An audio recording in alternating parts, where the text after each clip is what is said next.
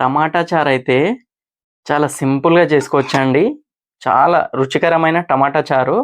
And మనకు జ్వరం వచ్చినా గానీ, అండ్ సర్దయినా గానీ, నోరు టేస్ట్ తెలుస్తలేదన్నప్పుడు ఈ టమాటా చారు అనేది చేసుకోండి. వేడి వేడి అన్నంలో ఇది వేసుకొని తింటే చాలా రుచిగా ఉంటుంది. ఇది చాలా సింపుల్, మీరు చాలా సింపుల్‌గా చేసుకోవచ్చు. ఇది ఎలా చేయాలో ఇప్పుడు చూద్దాం. టమాటా చారు కోసం అయితే ఒక 5 టమాటాలైతే తీసుకున్నాను. పెద్ద టమాటాలు కాబట్టి 2 ముక్కలు చేసుకుంటున్నాను. చిన్నవి తీసుకుంటే అలాగే వేసేయండి అవి. నేను పెద్దవి తీసుకున్నాను కాబట్టి ఇలా కట్ చేసుకుంటున్నాను. 2 ముక్కలు చేసుకుంటున్నాను అంతే. టమాటాలు అయితే బగోన్‌లో మనం ఇలా సెట్ చేసుకోవాలి. ఇలా సెట్ చేసుకుంటే ఏందంటే తొందరగా ఉడుకుతాయి.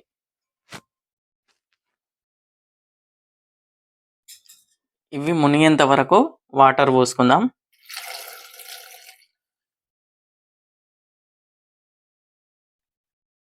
ఇంట్లో కొద్దిగా దొడ్డుప్పు వేసేసుకుందాం.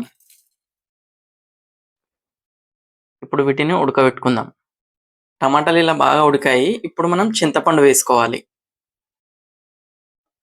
కొద్దిగంత. ఇలా మెత్తగా ఉడికిపోయాయి ఇవి టమాటాలు. ఇప్పుడు మనం దీన్ని జల్లి గిన్నెలోకి పోసేసుకుందాం.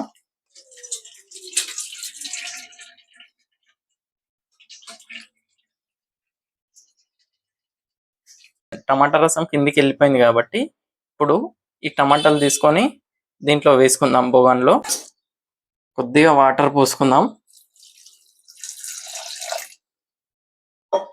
ఇప్పుడు దీన్ని మంచిగా పిసుకుదాం.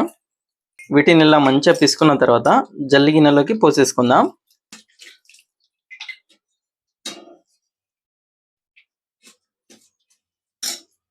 రసం అయితే ఈ విధంగా అయితే చేసుకున్నాను నేను. టమాటాలు బాగా పిసికి అండ్ జల్లి గిన్నెలో మొత్తం వంపేసుకున్నాను. మంచిగా క్లీన్గా. ఇలా ఒక్క టమాటా కూడా రాలేదు. ఇప్పుడు మనం దీనికి తాలింపు వేసేసుకుందాం. తాలింపుకు కావాల్సిన అయితే ఇలా కట్ చేసి పెట్టుకున్నాను. ఉల్లిగడ్డ, కరివేపాకు, పచ్చిమిర్చి ఏందనేది ఇలా చీల్చుకున్నాను. పచ్చిమిర్చి అనేది ఇలా పొడవుగా కట్ చేసుకోవాలి. 5-6 ఎండుమిర్చి తీసుకున్నాను. వెల్లుల్లిని ఇలా పచ్చి దంచుకున్నాను. ఒక 2 టేబుల్ స్పూన్ ఆయిల్ వేసుకున్నాను. ఆవాలు వేసేసుకుందాం.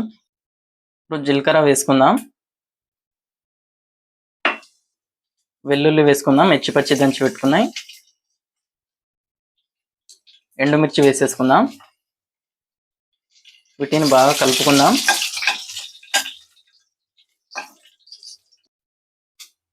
ఇలా పొడవుగా కట్ చేసుకున్న పచ్చిమిర్చి వేసేసుకుందాం.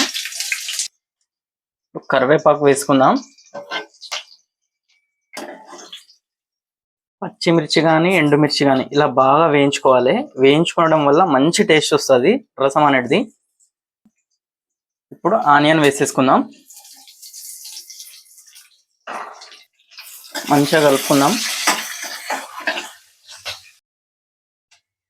ఆనియన్ అనేది మొత్తం డీప్ ఫ్రై కావద్దు, ఇలా లైట్గా ఫ్రై చేసుకోవాలి అంతే. ఇప్పుడు కొద్దిగా మనం అల్లం వెల్లుల్లి పేస్ట్ వేసుకుందాం. ఇప్పుడు కొద్దిగా 1/2 టేబుల్ స్పూన్ పసుపు వేసుకుందాం. వీటిని మంచిగా కలుపుకుందాం.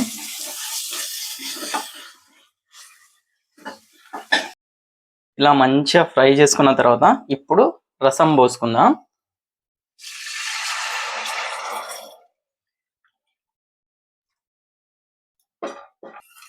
ఇప్పుడు స్టవ్ని హై ఫ్లేమ్లో పెట్టుకుని దీన్ని మంచిగా మసల పెట్టుకుందాం. ఇలా బాగా మసల పెట్టుకున్న తర్వాత ఇప్పుడు మనం సాల్ట్ వేసుకుందాం. 1 స్పూన్. కారం అనేది తక్కువ వేసుకుందాం, 1/2 టేబుల్ స్పూన్. మిరియాలు, జీరా 2 మిక్సీ పట్టుకున్న పౌడర్ ఇది వేసేసుకుందాం, 1/2 టేబుల్ స్పూన్. మంచిగా కలుపుదాం దీన్ని కొద్దిసేపు మంచిగా మసల పెట్టుకుందాం.